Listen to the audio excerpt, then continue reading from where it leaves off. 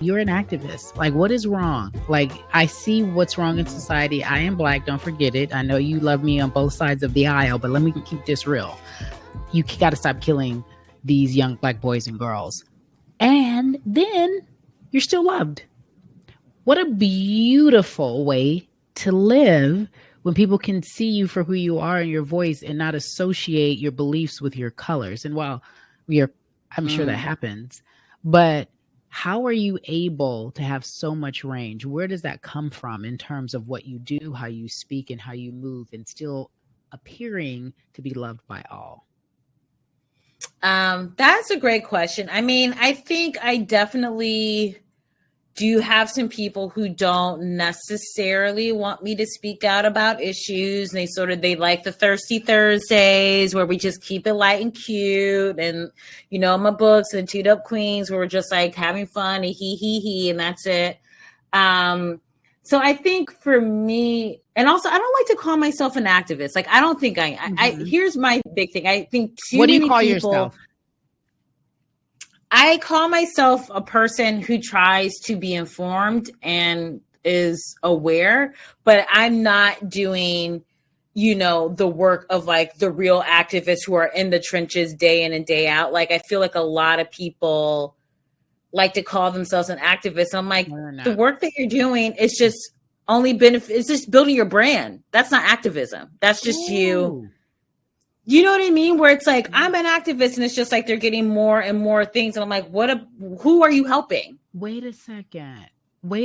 You're schooling me on something that is probably real and true because these people are doing it for like fame. But I legitimately know that if I get ready to post something or say something, I'm gonna get more heat than praise, and it's not for my brand. So I feel as if, and I wouldn't call myself an activist, but there's a word for people like you and I who purposely use our platforms when needed to express what's not right. We don't have to lend a voice to it. We can go on as if it doesn't matter. And I don't know if you need a title for that, but it takes an incredible amount of courage to know that people even on your team are saying, well, Phoebes, I made that up right now. I don't know. But I'm just saying, I have that on my team. One of my agents may roll their eyes if they see one of my posts, but guess what? Here it comes. Press send, because it matters more to me to be on the right side of history and speaking out. Maybe not an activist, but you have that, but still have a range that I think is admirable. Thank you. Yeah. I mean, I think all my work sort of stems from, I just want to do what's right. And I just want to do, I think, both of us as Black, when we experience, of course, discrimination, not getting jobs, like being treated differently because we're women, because we're people of color. And so I think, whether it's Teed Up Queens or my imprint or my production company, I always want to, whatever I create, I want to have a platform that invites other people in. And is it like, I don't need to speak for everyone. I want to pass the mic. I want to have other people share their experiences and their stories. And I think for me, there's a lot of, as much as I love working in Hollywood, there's a lot of smoke and mirrors. It's a lot of it's like high school. There's a lot of just hypocrisy that's happening where people be like, they want to stand up against this thing in private, but in public, they're the first one who has their thirsty ass in line to align themselves with someone who's not looking out for us. You know what I mean? And so I know everyone is contradictory in their own ways, but I try to check myself as much as I can and really be like, okay, I can't say I believe X, Y, Z and then go do this thing. So am I going to act on how I believe, or am I going to act on what I think is going to make me cool or get the likes? Yeah. It's a choice. Every day it's a choice. Why? Because I think the way that social media is built and the way that society is built, it's built a lot on momentum and a lot on getting addicted to what, like any sort of kind of reaction. So like with, you look at like an influencer, it's like because they get the reaction, so they post more, where they get more reaction, so they keep going and going and going. It becomes like a cycle, right? And so I think it's very easy to get caught up in cycles. It's very easy to get caught up in the likes. It's very easy to be like, okay, I'm only going to post things on social media that are trending based on these hashtags, or I'm only going to post things where it's certain kind of music that's popping right now, as opposed to being like, I want to post things that are specific to me.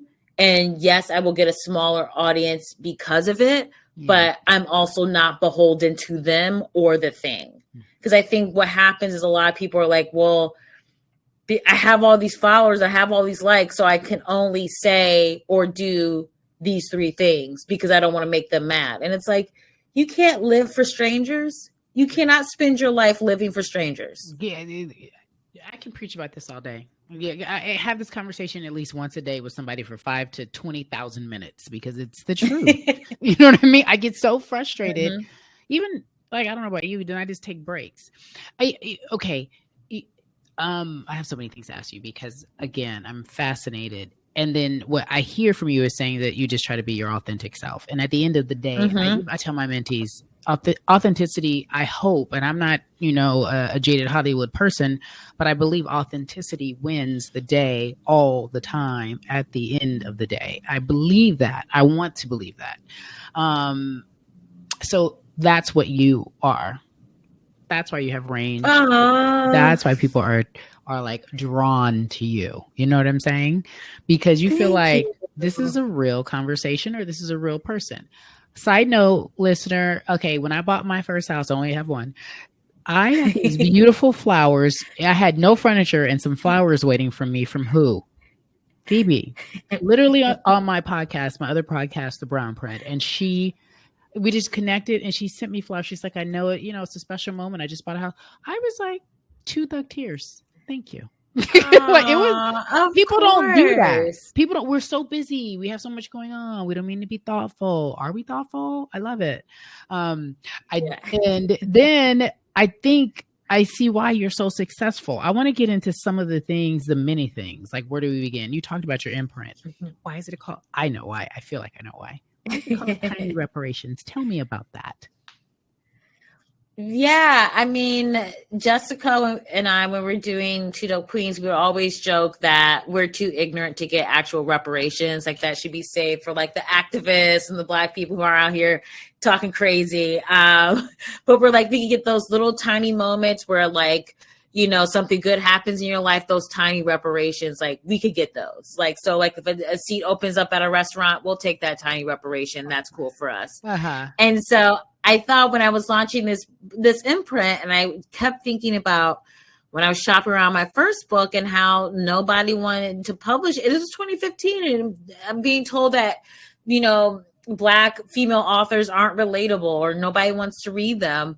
And I was like, well, I want this imprint to be my way of giving back, to be my sort of way of helping others. And so we have 11 books on the slate, including mine, and all the 10 authors on the slate are debut authors, which is so exciting.